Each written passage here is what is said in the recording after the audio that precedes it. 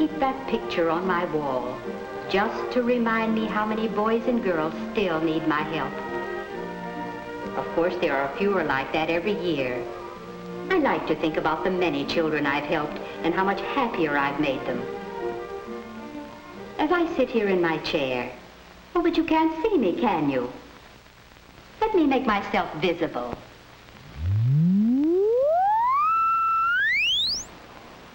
There. I keep myself invisible most of the time. That way it's easier for me to help boys and girls learn good habits. Lots of times they don't even know I'm helping them. Let me tell you about one boy I've been helping. His name is Stanley. I use my magic wand to take you to him. Ready? Let's go! I'd already helped Stanley a lot. He had many good habits. He washed his face at least twice a day and his hands 4 or 5 times a day. He did it every day without having to think about it because it was a habit. But there was one habit Stanley hadn't learned yet. He didn't clean his fingernails when he washed his hands. And goodness, how dirty they were. So I decided to use my magic. I said, Stanley, dirty nails carry germs, and they look ugly, too. You go right back and brush them.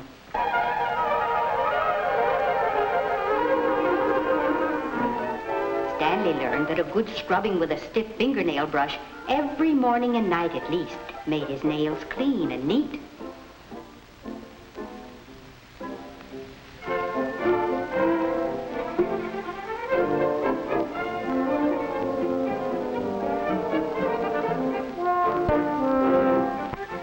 To dry his hands carefully, especially around the fingernails. Once he learned these good habits, no one ever scolded him for dirty nails again. Washing his hair every week is another good habit I helped Stanley learn. I taught him to start by washing his comb and brush each time he washes his hair.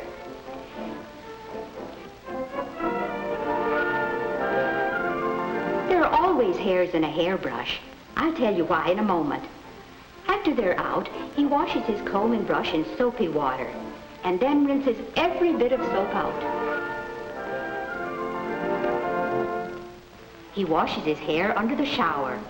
Warm water, a mild soap or shampoo, and plenty of gentle rubbing is all it takes.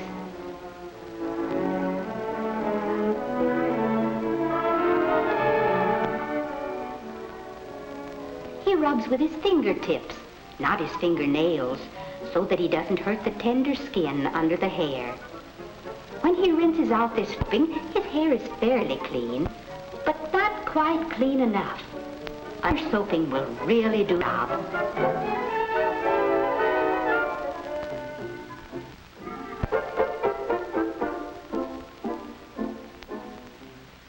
And plenty of rinse. Now, those are some of the good habits I helped Stan learn. Now, I promise to tell you why there are always hairs in a hairbrush. Suppose you had magic eyes, and when you looked in the mirror, you could see closer and closer and closer. And suppose you could see right through your skin and see the root that a hair grows from. If your magic eyes could speed up the growing, you'd see that the new growth always comes at the root. As the hair gets longer and longer, it will finally come loose from the root. A new hair starts to grow and pushes against the old one.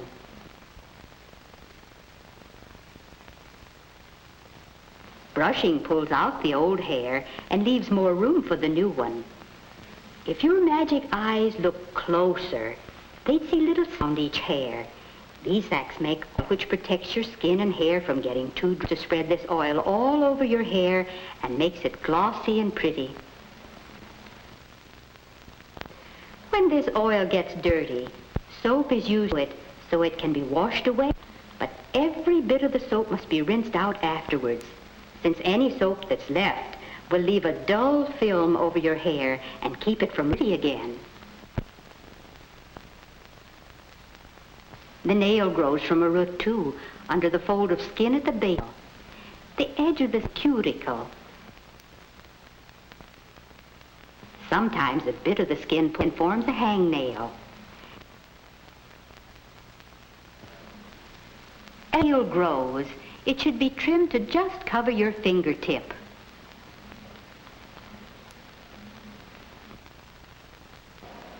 Now, your hair can get sick. If you notice anything, be sure to tell your parents or teacher about it right away. It may be a disease called ringworm. It makes your head itch. Sometimes the hair falls out in patches. A doctor can help cure this disease. Another disease is dandruff. Or you may find that instead of these thin, flat flakes, you have little white specks that look like tiny eggs. And that's just what they are. They're called nits, and they're the eggs of head lice. They're easy to get rid of, so tell your parents or teacher about them right away. Anyone might get a disease. The best safeguard is to keep yourself clean. Don't use anybody's comb but your own, and don't wear anyone else's hat. Now, keeping clean is only part of caring for your hair and nails. Let me tell you about somebody else I've helped. Her name is Alice. I use my magic wand again. Ready? Let's go! She certainly needed to learn some good habits in caring for her hair.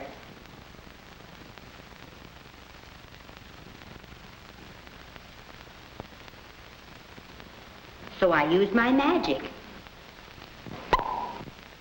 I said, Alice, you go right back and brush your hair till it shines.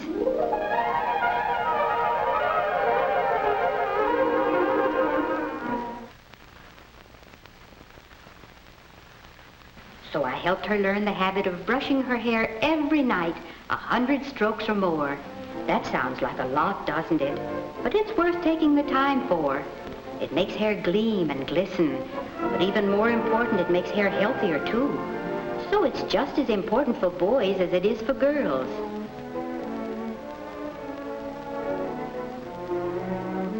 I've helped many boys and girls learn that habit.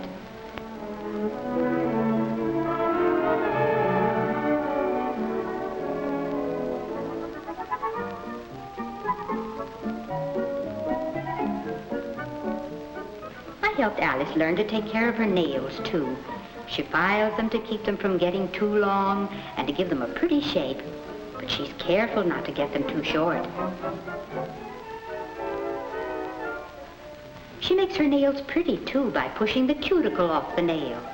She does it with a soft piece of wood called an orange stick. Wood won't cut her skin the way sharp metal might. A cuticle oil softens the cuticle and makes it easier to push back.